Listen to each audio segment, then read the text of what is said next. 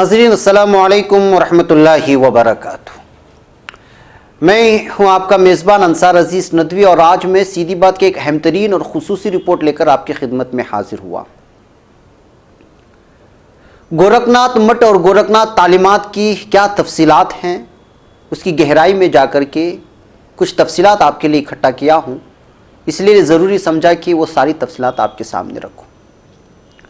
दरअसल कल कारवां डेली अंग्रेज़ी वेबसाइट जो कि बहुत मशहूर वेबसाइट है, इसमें अमरीश मिश्रा जो एक नामवर मुसन्निफ़ और मुअर्रिख़ हैं, जो रियासत उत्तर प्रदेश में कांग्रेस के फ़िरक़ा परस्ती मुखालिफ फ्रंट के कन्वीनर हैं, उनका एक आर्टिकल छपा है जिसको अब तक हज़ारों लोग पढ़ चुके हैं।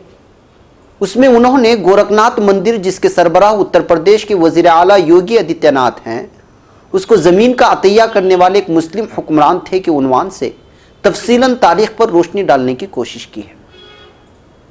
योगी जी जो आजकल उत्तर प्रदेश में शहरों के नाम बदलते नज़र आ रहे हैं और मुस्लिम मुखालिफ एक चेहरा बन चुके हैं और आए दिन मुतनाज़ बयानात देते रहे हैं, उनके गोरखनाथ मठ के तालीम के तह में चले जाएं तो आप ये साफ तौर पर कहेंगे कि जिस गोरखनाथ मठ के योगी सरबराह हैं उसी तालीमात की वो खिलाफ वर्जी करते हुए नज़र आ रहे हैं।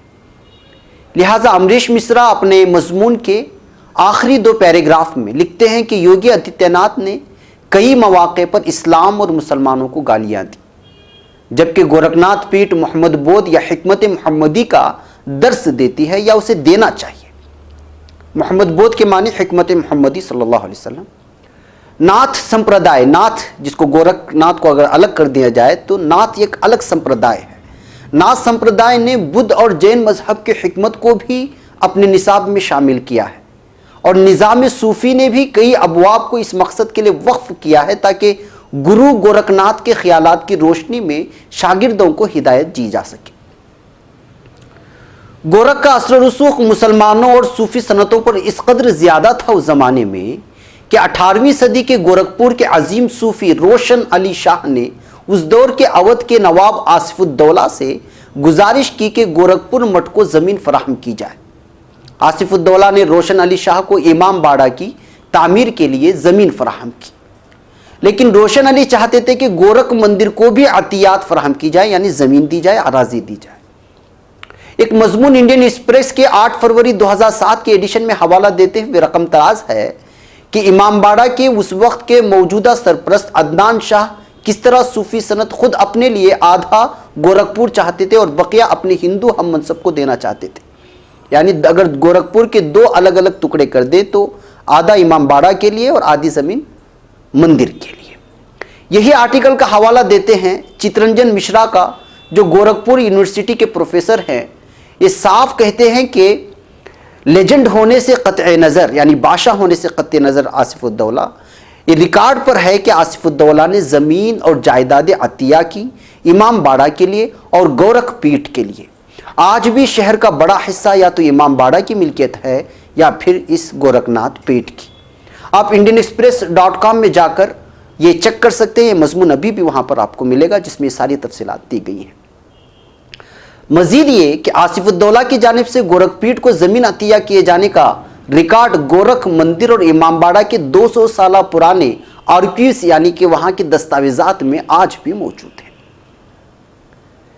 आगे तफसीलात बयान करते हुए मिश्रा लिखते हैं कि गोरखपुर में रोशन अली शाह का इमाम बाड़ा हिंदुओं और मुसलमानों की ज़ियारत का अजीम मरकज़ है। योगी आदित्यनाथ जिसने गोरखनाथ की रोशन और क़दामत पसंद मुखालिफ तालीमात को मस्क करके गोरखपुर में लफ्जी तौर पर हिंदू मुखालिफ विरासत की ईजाद की है, वो उस मठ में बैठता है जो मठ के साबिका सरबराहों को एक मुस्लिम नवाब ने दिया था। मजीद ये भी कि योगी आदित्यनाथ ने साल 2007 में इमाम बाड़ा के ताज़िया जुलूस को बंद कर दिया। ये एक ऐसा अमल है जिसने उन 2000 हिंदुओं को लूट लिया जो मुहर्रम के दौरान गोरखपुर के मियाँ बाजार इलाके में दुकान लगाया करते थे। योगी के आमाल बद ने गोरखपुर में मुनक़िद होने वाले खिचड़ी मेला को भी मुतासिर किया, जिसमें बहुत बड़े पैमाने पर हिंदू और मुस्लिम की शिरकत हुआ करती है। योगी आदित्यनाथ के काम आरएसएस के उस प्रोपेगेंडे के खिलाफ भी जाते हैं जो सोशल मीडिया पर फैलाया जाता है, और वो ये कि यूपी के चीफ मिनिस्टर किस तरह मुसलमानों के हमदर्द वाक़ हुए। تلخ حقیقت یہ ہے کہ یوپی چیف منسٹر نے گورکھپور کی وسیع المشرب ہندو وراثت کو جیسے قتل کر کے رکھ دیا ہے.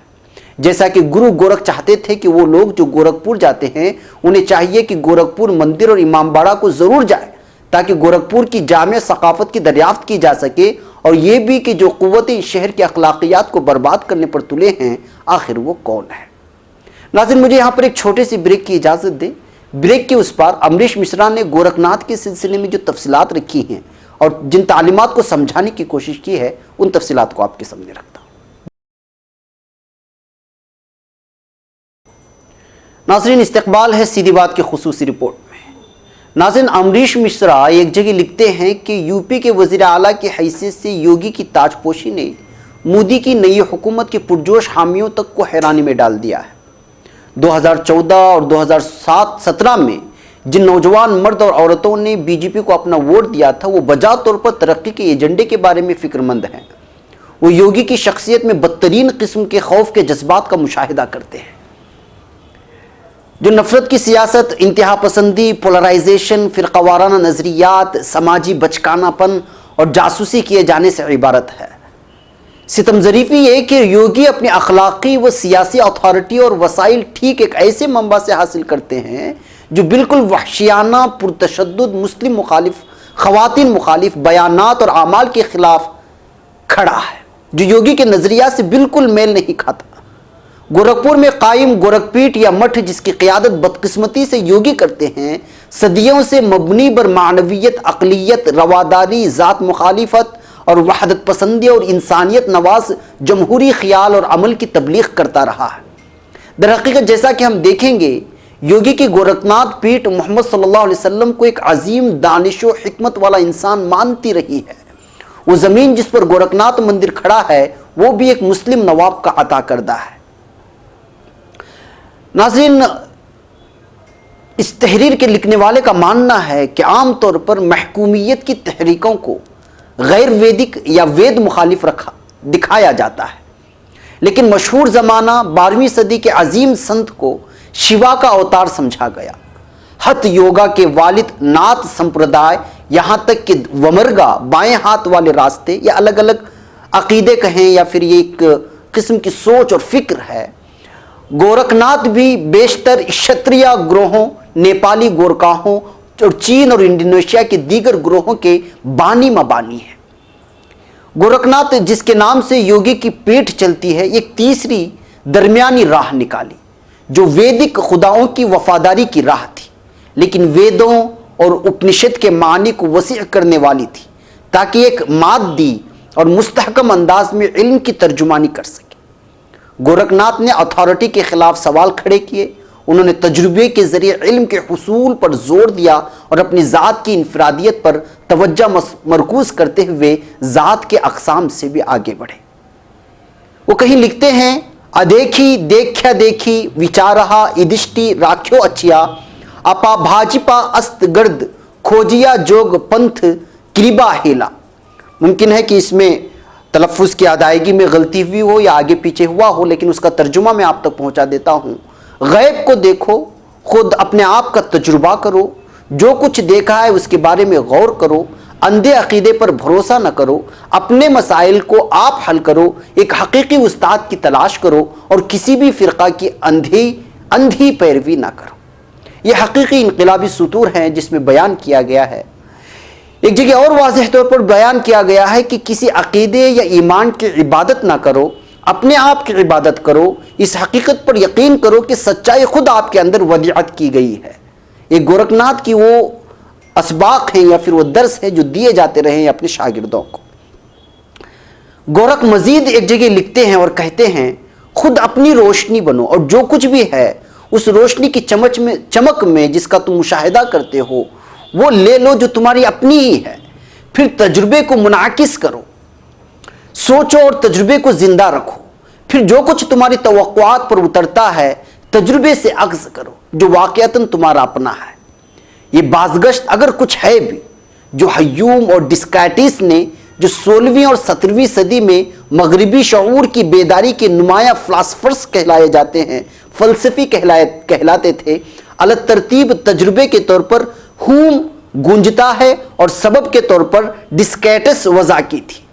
चुनांचे इस बात को नोट किया जाना चाहिए कि गोरख अपने नुक्ते नज़र में साइंटिफिक था और अपने वक्त से बहुत आगे था।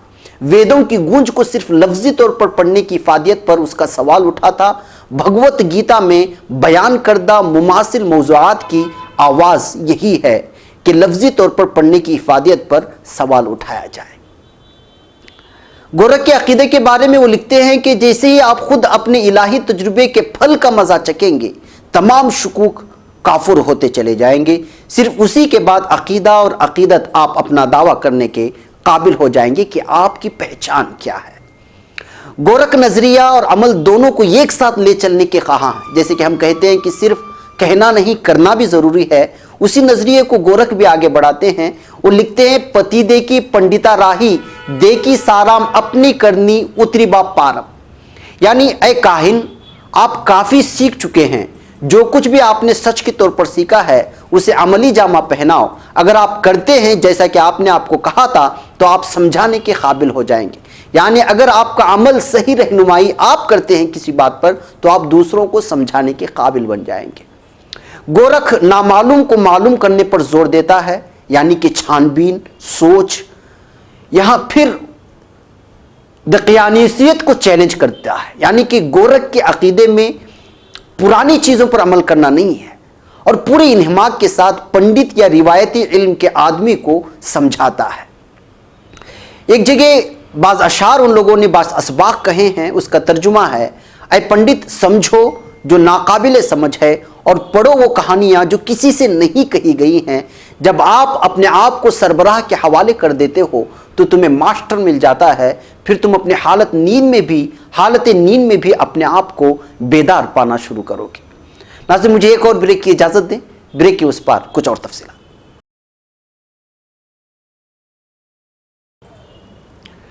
नाज़रीन, इस्तकबाल है सीधी बात की खुसूसी रिपोर्ट में एक बार फिर आपका। नाज़रीन, गोरख जो अकीदा है, आप इसको नात अकीदा कह सकते हैं, वो वेदों के इल्म का एहतराम करता है, लेकिन वो मजहबी मदारिज के निज़ाम यानी ऊंच नीच को पलट के रखना चाहता है। जैसे कि ब्राह्मण समाज में है 4 अलग अलग अकीदे, उसको वो नहीं मानता। जो लोग वेदों का मुताला करते हैं उन्हें वो पोते कहता है, यानी बाप दादा पोते, यानी तीसरा मकाम, यानी बाप और दादा के बाद का जो मकाम होता है वो मकाम। ये दोनों वही हैं जो सच्चाई के मुतलाशी होते हैं, सिर्फ इस बुनियाद पर नहीं कि वो वेदों को पढ़ते हैं, बल्कि तजुर्बा और इनकास के सबब यानी छानबीन के सबब, इसलिए उन्हें आला दर्जे पर सरफराज किया जाता है। लिहाजा गोरख के मुताबिक वो लोग जो वेदों को नहीं जानते लेकिन अपने तजुर्बे और इनकास और छानबीन के मामले में मालदार होते हैं, वो पंडितों से भी आला मकाम रखते हैं, चाहे वो वेदों के पढ़े हुए हो या ना हो। नाज़रीन, गोरख नजरिया ने गुरु नानक, कबीर और दीगर भक्ति आंदोलन शोरा को बराह रास्त मुतासर किया है। नाथ संप्रदाय एक तहरीक की शक्ल में मुतहर्रिक हो गई जो बिल आखिर हिंदू साधु बरादरी को जात पात से किनारा करने और एक मुसावात का निज़ाम कायम करने की जानिब रहनुमाई की, जिसमें साधुओं का पस मंज़र और समाजी असल बाकी न रहे। नतीजे के तौर पर हिंदुस्तानी तारीख की इब्तिदाई जदीद दौर में बाज़ असर हाजिर की वो BC यानी दलित से मुताल्लिक शख्सियात जैसे दादू, बिदबास और रैदास नुमाया दानिश्वर संत बनकर उभरे। आज़ादी दिलाने का गुरु गोरखनाथ का किरदार जनूबी एशियाई रिवायात में एक अहम मौक़िफ़ था आज़ादी दिलाने के लिए हिंदुस्तान के लिए, और दीगर समाजी जो रुकावटें थीं और ऊंच नीच का जो इस मुल्क में फैला हुआ था। बाज़ 19वीं सदी के मुस्लिहीन जैसी जीवती बापले और छत्रपति शिवराज महाराज ने गोरखनाथ को खिराज तहसीन पेश किया है। नाथ योगियों, गोरख के पैरोकारों और सूफी पीरों और मुस्लिम अकीदतमंदों के दरमियान की बातचीत इतनी ज़्यादा है कि स्कॉलरों ने जनूबी एशियाई इंजाम मज़ाहिब के मुख्तलिफ पहलुओं पर ज़ख़ीम किताबें लिखी हैं। मुसलमान ख़ास तौर पर पेशावर के जाफ़र पीर और पंजाब के मुस्लिम योगी आज भी अपने आप को गोरखनाथ के पैरोकार कहते हैं, लेकिन बाहमी मजहबी रब्त ताल्लुक़ का कि एक शुमारे जनूबी एशिया डिसिप्लिनरी एकेडमिक जनरल सबसे ज़्यादा दिलचस्प और बरमहल हिस्सा मोहम्मद बोध यानी हिकमती मोहम्मदी की गुरु गोरखनाथ की तालीमात में शमूलियत है। یعنی حکمت محمدی صلی اللہ علیہ وسلم کی جو تعلیمات ہیں اس میں اس کتاب میں اس چیز کو شامل کیا گیا ہے۔ اس میں آزمودہ کار ماہر تعلیم اور نعت روایت کے ماہر مسٹر ورونک بولیر بیان کرتا ہے کہ محمد بودھ کی تعلیمات یعنی حکمت محمدی صلی اللہ علیہ وسلم گورکھناتھ پیٹھ کی تعلیمات کا لازمی حصہ تھا۔ اس کی تفصیلات اگر آپ جاننا چاہتے ہیں تو آپ کو وزٹ کرنا ہوگا ایک ویب سائٹ جس کا ایڈریس ہے samaj.reviews.world387۔ اگر یہاں پر آپ جائیں گے تو یہ ساری تفصیلات آپ کو وہاں پر مہیا ہوگی کہ آخر حکمت محمدی صلی اللہ علیہ وسلم کو نعت کے جو عقیدے ہیں اور جو تعلیمات ہیں اس میں کس طرح جگہ دی گئی ہے۔ جی ہاں ناظرین، یہ حقیقت ہے ناظرین، وقت ہو چلا ہے، چونکہ یوگی کی پہچان گورکھناتھ پیٹھ سے ہے اور گورکھناتھ پیٹھ کی تاریخ اور تعلیمات مساوات پر قائم ہیں، اس کے اندر عصبیت نہیں ہے۔ ان کی تعلیم میں حکمت محمدی کو سب سے بڑا درجہ دیا گیا ہے۔ اس کے ایسے پیٹھ پر بیٹھ کر اگر یوگی جی مسلم مخالف فیصلے لے رہے ہیں تو ظاہر سی بات ہے کہ وہ اپنے گروہ کی جانب سے دیے گئے تعلیمات کے خلاف جا رہے ہیں، جس کی وجہ سے ہمیں ذمہ داری بنتی ہے کہ وہ جس پیٹھ یا مندر کو ذریعہ بنا کر آج یو پی کے وزیر اعلیٰ کی گدی پر بیٹھ گئے ہیں وہ اپنے تعلیمات کو پھیلائیں اور نعت اور گورکھناتھ کی جتنے بھی پیروکار ہیں ان تک صحیح تعلیمات پھیلائیں جو نعت برادری سے اور سماج سے اس کے عقیدے سے وابستہ ہوتے ہیں۔ نفرت کی سیاست نہ کرے جس سے انسانیت کو تکلیف ہو اور پورے ہندوستان کو جو ہے ملیا میٹ کر کے رکھ دے۔ اور یہ گورکھناتھ کی تعلیمات نہیں ہیں جس طرح کہ ہمیں اس کی تاریخ سے پتہ چلتا ہے۔ ناظرین، یہاں مجھے اجازت دیں، اس ویڈیو کو خوب سے خوب تر شیئر کریں اور چینل کو سبسکرائب کریں، اور یہ بات ہرگز نہ بھولیں کہ جو تعلیمات میں نے گورکھناتھ کے سامنے آپ کے سامنے پیش کی ہیں، ایک ترجمہ ایک مضمون کا جو پیش کیا ہے، وہ میرا مقصد نہیں ہے۔ اصل مقصد ان لوگوں تک یہ پیغام پہنچانا ہے کہ جو شخص جس مندر میں بیٹھ کر یا جس مٹھ میں بیٹھ کر کے اس کے اپنی تعلیمات عام کرنا جس میں مساوات، برادری اور ایک دوسرے کو عزت دینا ہے، اس کے بجائے نفرت کی اگر سیاست کرتا ہے تو وہ اس پیٹ کے لیے بھی، اس مندر کے لیے بھی، اس مٹھ کے لیے بھی بہت ہی غلط بات ہے، اس کے چاہنے والوں کے لیے۔ یہی پیغام ہمیں لوگوں تک دینا ہے۔ مجھے یہاں پر اجازت دے۔ السلام علیکم ورحمۃ اللہ وبرکاتہ۔